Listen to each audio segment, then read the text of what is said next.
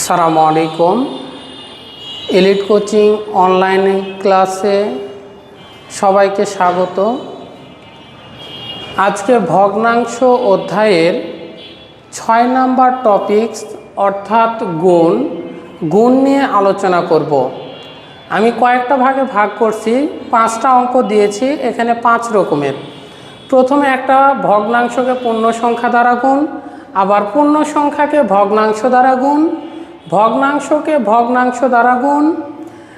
এরপর ঘয়ে আছে মিশ্র ভগ্নাংশকে প্রকৃত ভগ্নাংশ দ্বারা গুণ। এরপর নাম্বারে আছে আমাদের মিশ্র ভগ্নাংশকে মিশ্র ভগ্নাংশ দ্বারা গুণ। তাহলে প্রথমে আমরা ক নাম্বারের সমাধান দেখব। ক নাম্বার, এখানে দেওয়া আছে 3/4 গুণিত হচ্ছে কত? 5। অর্থাৎ একটি ভগ্নাংশকে একটি পূর্ণ সংখ্যা দ্বারা গুণ। আবার খ নাম্বারে দেখো এখানে কি দেওয়া আছে? পূর্ণ সংখ্যা আরেকটি কি? ভগ্নাংশ। অর্থাৎ পূর্ণ সংখ্যা ভগ্নাংশ বা পূর্ণ সংখ্যা দ্বারা যদি গুণ করি তাহলে সব সময় আমাদের একটা জিনিস মাথায় রাখতে হবে, সেটি হচ্ছে পূর্ণ সংখ্যা সব সময় লবের সাথে গুণ হয়।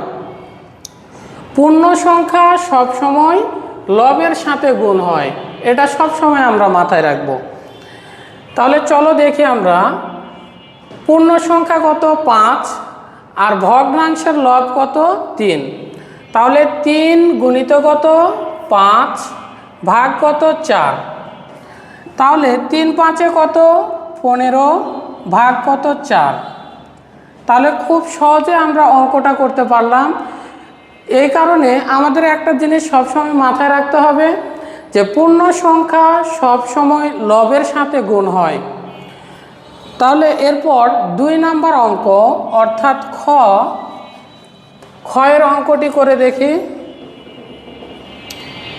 খ নাম্বারে আছে প্রথমে পূর্ণ সংখ্যা গণিত একটি ভগ্নাংশ 7/9। তাহলে সেক্ষেত্রে আমাদের প্রথমে একটি কথা আগেই বলছি যে পূর্ণ সংখ্যা সবসময় লবের সাথে গুণ হয়। তাহলে এখানে পূর্ণ সংখ্যা কত? 8 গুণিত লব কত? 7 ভাগ কত? 9। তাহলে 7 আসছে কত? 56 ভাগ কত? 9। তাহলে আমরা পূর্ণ সংখ্যা দ্বারা একটি ভগ্নাংশকে গুণ করে গুণফল পেয়েছি। এরপর গ নাম্বারে আমরা একটু দেখব কি দেওয়া আছে। একটি ভগ্নাংশকে আরেকটি ভগ্নাংশ দ্বারা কি করব? গুণ। তাহলে একটি ভগ্নাংশকে আরেকটি ভগ্নাংশ দ্বারা গুণ। গ নাম্বার,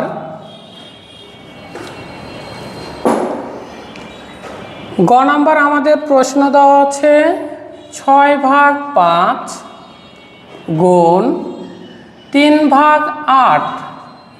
কিছুক্ষণ আগেই আমি বললাম যে একটি ভগ্নাংশকে আরেকটি ভগ্নাংশ দ্বারা গুণ করব। সেটা কিভাবে?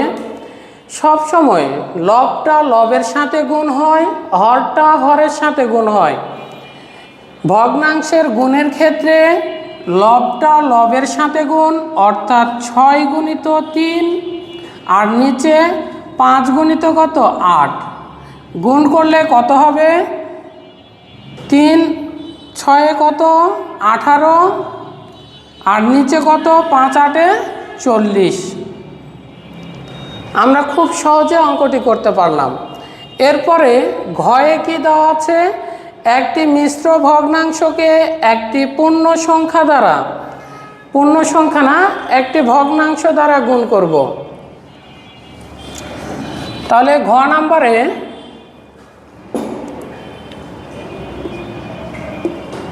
ঘ নাম্বারে একটি মিশ্র ভগ্নাংশকে, মিশ্র ভগ্নাংশটি কত? 1/2/3 গুণিত কত? 6/7।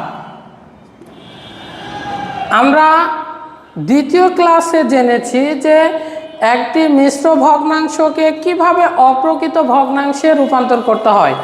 তাহলে প্রথম ভগ্নাংশটা দেওয়া আছে মিশ্র ভগ্নাংশে, এই মিশ্র ভগ্নাংশটাকে আমরা অপ্রকৃত ভগ্নাংশে রূপান্তর করব।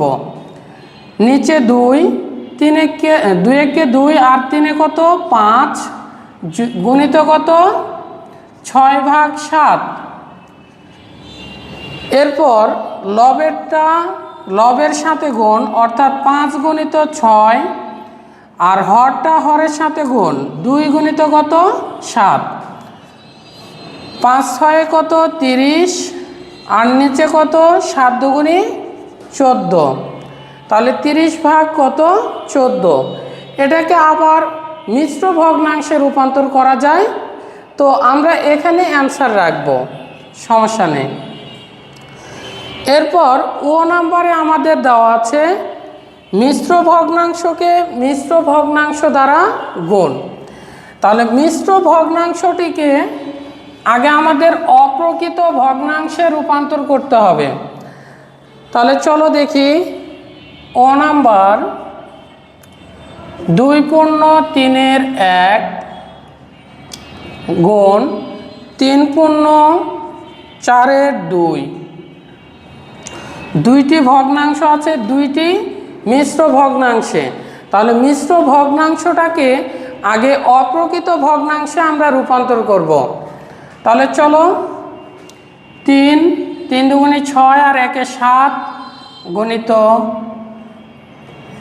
3 4 12 আর 2 কত 14। তাহলে লবটা লবের সাথে গুণ, হরটা হরের সাথে গুণ, অর্থাৎ 7 গুণিত কত 14,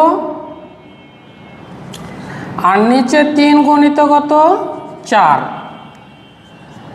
তাহলে 14কে যদি 7 দ্বারা গুণ করি, 4 7 28, 28 8 হাতে থাকে 2, 7 1 7, 8 2 কত 9, অর্থাৎ 14কে 7 দ্বারা গুণ করলে 98, আর নিচে 3 4 কত 12। তাহলে দেখো আমরা কত সহজে ভগ্নাংশের গুণ করতে পারছি। এরপর একটি অঙ্ক তোমাদের দিব, এই অঙ্কটা তোমরা বাসাতে সমাধান করে কমেন্ট বক্সে অবশ্যই জানাবে এর সঠিক উত্তর। এটা তোমাদের বাসার HW 6 নাম্বার মনে করো দেওয়া আছে।